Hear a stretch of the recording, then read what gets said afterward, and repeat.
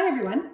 This video here is just to help you illustrate the difference between the different types of genetic material that exist while a cell is going through the process of cell division and mitosis. So in order to help you understand this, I'm using some socks. So I've got different types of socks here.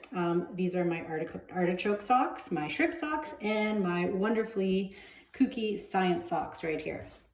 So with the cell process, the first thing that happens is interphase. So in interphase, the genetic material or the DNA is found as chromatin.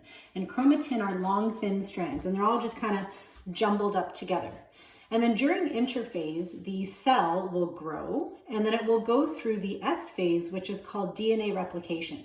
So in DNA replication, there's a photocopy that's made of all of the genetic material. So let's photocopy it. Here we go. So now we have double the amount of genetic material here so that when the cell splits, each cell will have the correct number of chromosomes. So at the beginning, before the DNA replicated, I have 3 chromosomes that are in here as chromatin. When it replicates, I now have double that many. So I have 6 chromosomes so that when the cell eventually splits, each of them will have 3. So now we go into the first phase of mitosis, which is called prophase in cell division. In prophase, all of the genetic material will start to condense and they will pair up, and they're going to pair up by size. So here, obviously, I've got different patterns, so it's going to be easier for me to pair those up. So now they're paired up by size and they're condensing. And as they condense, they form chromosomes. So the chromosomes are connected to each other in the center by the centromere.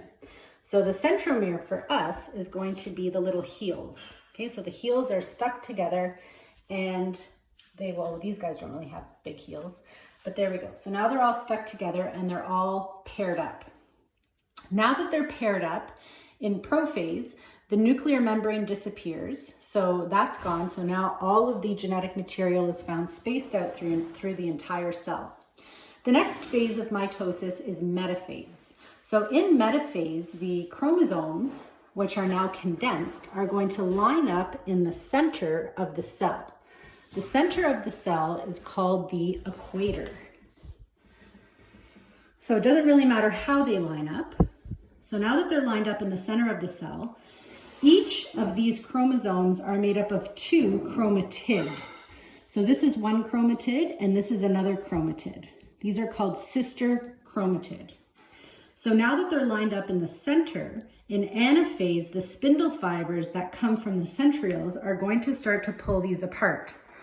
So each of these will be pulled apart and start moving to opposite sides of the cell.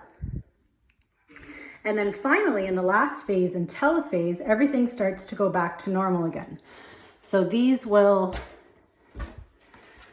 now go back into long, thin chromatin, and the nuclear membrane will start to reappear. And then we have the process of cytokinesis where the cell will actually completely separate.